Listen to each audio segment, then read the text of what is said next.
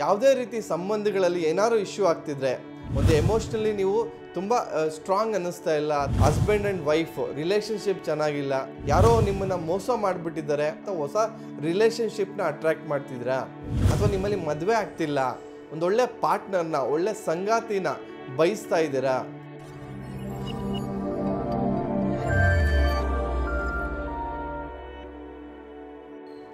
ಅಭಿವೃದ್ಧಿ life style ಚಾನಲ್ಗೆ ಸ್ವಾಗತ. ನಿಮ್ಮ ಡಾಕ್ಟರ್ ದೀಪಕ್ ಗುರುಜಿ ಮಾಡುವ ಪ್ರಣಾಮಗಳು. ಸೊ ಇವತ್ತಿನ ಸಂಚಿಕೆಯಲ್ಲಿ ಇವಾಗೇನು ಕ್ರಿಸ್ಟಲ್ ಸೀರೀಸ್ನ ಮಾಡ್ತಾ ಇದೀವಿ ಅಂದರೆ ಯಾವ್ಯಾವ ರೀತಿ ಸ್ಟೋನನ್ನು ಬಳಸ್ಕೊಂಡು ಯಾವ್ಯಾವ ರೀತಿ ಪ್ರತಿಫಲನ ಪಡ್ಕೋಬೋದು ಅನ್ನೋದ್ರ ಬಗ್ಗೆ ಮಾಹಿತಿನ ಕೊಡ್ತಾ ಇದೆ. ಮತ್ತು ಇದೊಂದು ಕೇವಲ ಪ್ರತಿಫಲ ಪಡ್ಕೊಳ್ಳೋದಂತಲ್ಲ, ಅಂದರೆ ನಮ್ಮಲ್ಲಿ ಏನೇ ಸಮಸ್ಯೆ ಇದ್ರೂ ಕೂಡ ಇದೊಂದು ಭಾಳ ಅದ್ಭುತವಾದಂಥ ರೆಮಿಡಿ ಅಂತ ಹೇಳಿದ್ರೆ ತಪ್ಪಾಗಲ್ಲ. ನಾವು ಯಾವುದೇ ಒಂದು ತೊಂದರೆಯಲ್ಲಿದ್ದರೂ ಕೂಡ ಅದಕ್ಕೆ ಇದು ರಾಮಬಾಣವಾಗಿ ಕೆಲಸ ಮಾಡುತ್ತೆ. ಅದೇ ಪ್ರತಿಯೊಂದು ಸ್ಟೋನ್ಗೂ ಕೂಡ ಭಗವಂತ ಅದರದೇ ಆದಂಥ ಒಂದು ನ್ಯಾಚುರಲ್ ಎನರ್ಜೀಸ್ನ ಅದರಲ್ಲಿ ಇಟ್ಟು ಕಳಿಸಿದ್ದಾರೆ. ಸೊ ಆ ಸ್ಟೋನನ್ನು ಧರಿಸ್ಕೊಂಡಾಗ ನಮ್ಗೆ ಆ ರೀತಿ ಒಂದು ಪ್ರತಿಫಲವನ್ನು ಪಡ್ಕೊಬೋದು.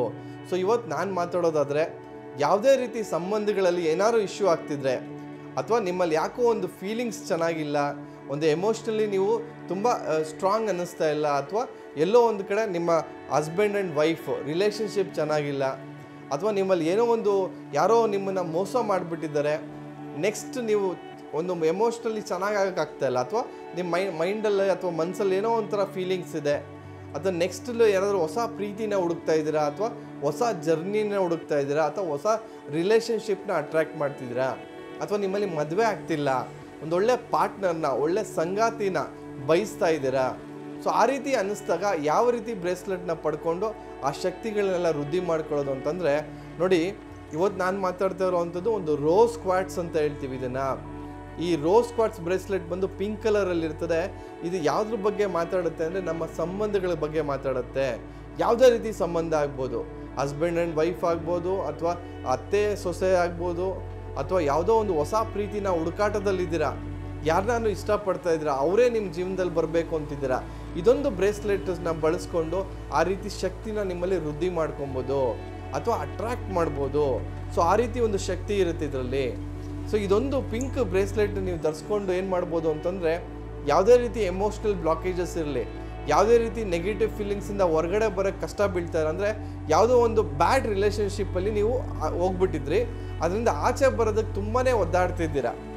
ಸೊ ಆಗಲೂ ಕೂಡ ಈ ರೀತಿ ಒಂದು ರೋಸ್ ಕ್ವಾಟ್ಸ್ ಬ್ರೇಸ್ಲೆಟ್ನ ಧರಿಸ್ಕೊಳ್ಳೋದ್ರಿಂದ ನಿಮ್ಮ ಮನಸ್ಸಿಗೆ ಒಂದು ಸಮಾಧಾನ ಆಗುತ್ತೆ, ಒಂದು ಕಾನ್ಫಿಡೆನ್ಸ್ ಬರುತ್ತೆ, ಅಥವಾ ಯಾವುದೇ ಇನ್ನೊಂದು ರಿಲೇಷನ್ಶಿಪ್ಗೆ ಹೋಗೋದಕ್ಕೂ ಕೂಡ ಒಂದು ಶಕ್ತಿ ಬೇಕಲ್ಲ. ಆಲ್ರೆಡಿ ಒಂದು ಏಟ್ ತಿಂದಿದ್ದೀನಿ, ಇನ್ನೊಂದನ್ನು ಹೆಂಗಪ್ಪ ನಾನು ಮಾಡ್ಕೊಳ್ಳೋದು ಅನ್ನೋದ್ರ ಬಗ್ಗೆ ತುಂಬ ಜನಕ್ಕೆ ಆ ಭಾವನೆ ಇರುತ್ತೆ. ಅಥವಾ ಎಲ್ಲೋ ಒಂದು ಕಡೆ ನನ್ನ ಮದುವೆ ಕಿತ್ತೋಗಿದೆ, ನಾನು ಡೈವರ್ಸ್ ಆಗಿಬಿಟ್ಟಿದ್ದೀನಿ, ಯಾವ ರೀತಿಯಪ್ಪ ಇನ್ನೊಂದು ರಿಲೇಷನ್ಶಿಪ್ ಯಾವ ರೀತಿ ಕಾಲಿಡೋದು ಅನ್ನೋದು ಭಯ ಅನಿಸ್ತಾ ಇರುತ್ತೆ. ಸೊ ಇದನ್ನು ಹಾಕೊಂಡಾಗ ಏನಾಗುತ್ತೆ ಅಂದರೆ, ಸುಮ್ಮನೆ ಹಾಕೊಂಡು ಯಾರನ್ನು ಬೇಕಾದ್ರೂ ಇಷ್ಟಪಡಿ ಅಂತ ಹೇಳ್ತಲ್ಲ ನಾನು. ಸೊ ಅದು ನಿಮಗೆ ಇಂಟಿಮೇಟ್ ಮಾಡುತ್ತೆ, ಅಂದರೆ ನಿಮ್ಮಲ್ಲಿ ಒಂದು ಸೂಚನೆ ಕೊಡುತ್ತೆ, ಓಕೆ ಇವರು ನಿಮ್ಮ ಲೈಫಲ್ಲಿ ಬಂದರೆ ಒಳ್ಳೇದಾಗುತ್ತೆ, ಅಂದರೆ ಒಂದು ಇಂಟ್ಯೂಷನ್ ಕ್ರಿಯೇಟ್ ಮಾಡುತ್ತೆ, ಒಂದು ಸಿಗ್ನಲ್ಸ್ನ ಕೊಡುತ್ತೆ ನಿಮಗೆ.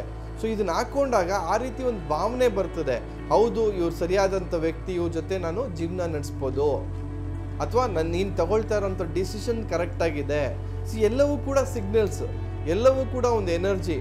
ಸೊ ನಿಮ್ಮ ಮೈಂಡಲ್ಲಿ ಏನಾದರೂ ಒಂದು ಕನ್ಫ್ಯೂಷನ್ ಇದೆ, ಅಥವಾ ನಿಮ್ಮ ಹಸ್ಬೆಂಡ್ ಆ್ಯಂಡ್ ವೈಫ್ ರಿಲೇಷನ್ಶಿಪ್ ಚೆನ್ನಾಗಾಗ್ತಿಲ್ಲ, ನಮ್ಮ ಸಂಬಂಧ ಆಗಬೇಕು ಅನ್ನೋ ಉದ್ದೇಶ ಇದೆ. ಸೊ ಆವಾಗ ಇದನ್ನೆಲ್ಲ ಧರಿಸ್ಕೊಂಡು ನೋಡಿ.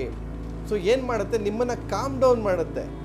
ಯಾವತ್ತೂ ಅಷ್ಟೇ ಹಸ್ಬೆಂಡ್ ಆ್ಯಂಡ್ ವೈಫ್ ರಿಲೇಷನ್ಶಿಪ್ಪಲ್ಲಿ ಒಬ್ಬರದೇ ತಪ್ಪು ಅಂತ ಹೇಳೋಕ್ಕಾಗಲ್ಲ, ಇಬ್ಬರದು ತಪ್ಪಿರುತ್ತೆ. ಬಟ್ ನನ್ನ ತಪ್ಪು ಅಂತ ನನಗೆ ಅರಿವೇ ಆಗ್ತಿರಲ್ಲ, ಅಥವಾ ನಾನೇನು ತಪ್ಪು ಮಾಡ್ತಿದ್ದೀನಿ ಅಂತ ನನಗೆ ಗೊತ್ತೇ ಇರಲ್ಲ.